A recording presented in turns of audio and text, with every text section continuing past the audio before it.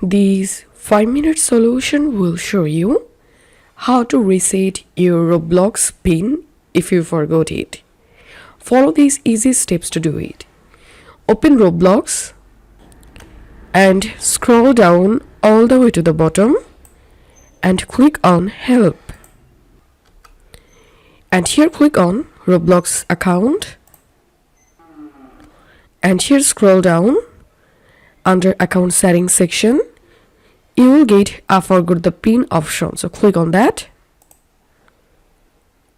And here you will get contact form link. So click on it. And here you will get Roblox contact form. Here all you have to do is just fill up this form very carefully. Write here your Roblox account username. Write here your account first name. Write your Roblox account email address and confirm the email address here. What device are you having the problem on? Select your device. Type of help category. You have to select here account hacked or can't log in. Again click on this please select box and here select account pin, and that's it.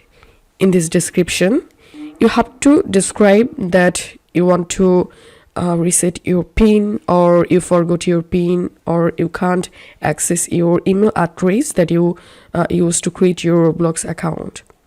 And after writing your description very carefully, you have to submit this form. So this is the only method to reset your Roblox pin.